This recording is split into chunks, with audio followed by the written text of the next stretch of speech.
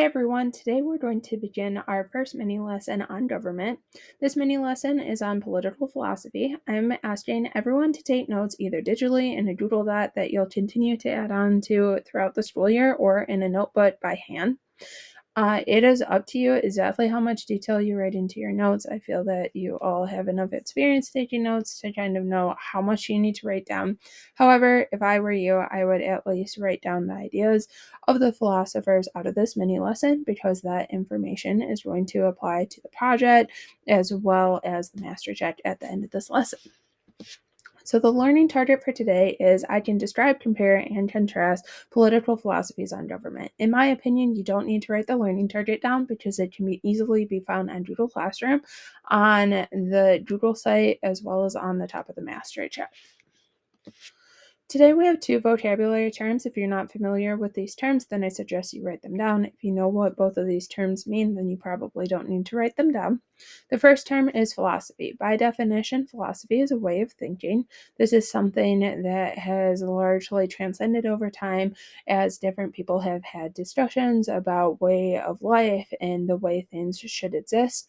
Philosophy creates an overlap between the social sciences, which are things like psychology and sociology and history and government, and with sciences. And philosophy also applies to things like astronomy.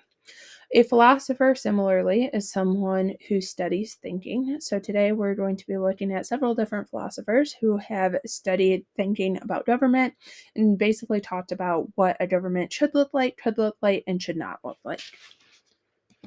So this is where I suggest everyone start writing things down. You will need to know the different ideas of these different philosophers, and it will definitely help you on the project, which is going to be asking you to pick one of the philosophers to do additional research on. So the first philosopher we're going to discuss is Aristotle. So Aristotle studied various topics, not just government. He also did a lot of work with mathematics and sciences. He believed that all communities aim to be good and that people were inherently good. So within this, he believed that societies naturally form. Societies started forming after the agricultural revolution as people started settling down because they no longer had to move from location to location to hunt and gather. Consequently, he felt that a large part of these societies was government, which was what he spent a lot of time kind of further expanding on. He believed that in order for a government to be successful, it must be in the hands of the few. He was a great philosopher. Initially, when Greece developed the idea of democracy, they had what is considered a direct democracy. This meant that every single person that was considered a citizen, which would have been wealthy men at the time, would go and they would have to collectively decide on laws and changes in government based decisions. Over time, they realized that this was not really realistic. There became too many people. They couldn't really determine anything or make any decisions. It was a hassle for everyone to have to physically go to the place, so they couldn't do their normal everyday jobs. And so, consequently, a lot of the early civilizations and empires that developed this concept of a democracy, including Greece, started to transition to something different. A lot of them became a indirect democracy or a representative democracy, where people would then vote for who would represent them, and then they were a part of the government. In the world, according to Aristotle, he believed that the best government to exist would be a monarchy. A monarchy is a government that's led by a king or a queen. He felt that this allowed some coherence because the monarchy would be passed down from one generation to the next within the same family. However, he also warned that this wouldn't work for all societies because there were some societies where the family that was in charge would become too powerful and it would become a tyranny.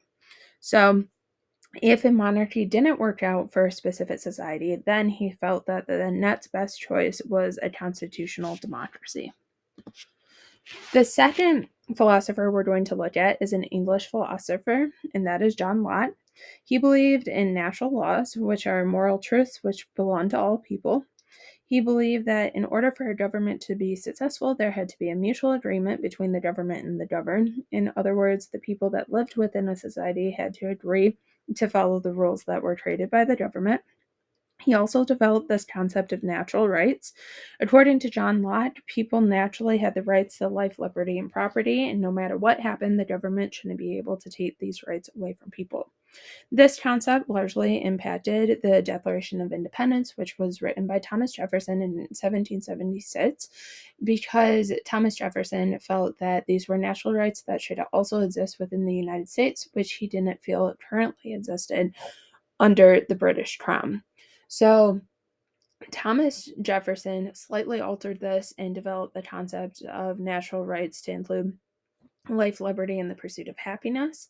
However, this idea of natural rights, including life, liberty, and property, largely influenced other government systems as well. He also strongly supported the freedom of religion. However, he felt that if freedom of religion were to exist, then public order had to exist first. So, while he supported freedom of religion, he felt that order within a society was important before all else. The next person is Hobbes. Hobbes was kind of reiterating some of the concepts that were initially developed by Locke. However, he largely popularized this concept of a social contract, meaning that in order for a government to exist and be successful, then the people had to agree to follow the laws and the social norms that were established by that government. He thought that the best way for a government to be run was by a king because it allowed for consistent experience.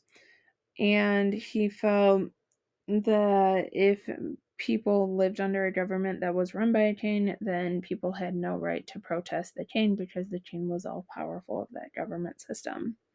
He wanted the government to run religion to help with order because he was largely afraid that the freedom of religion would lead to a civil war.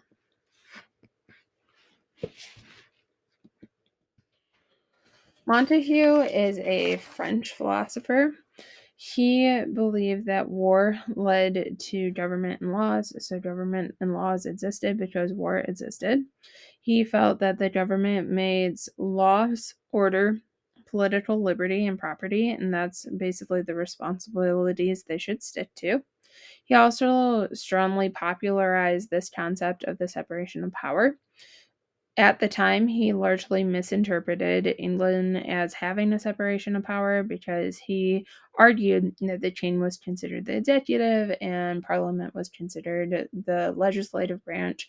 However, a lot of historians have argued that at the time, the British crown really had limited power, and consequently, there really wasn't a separation of power.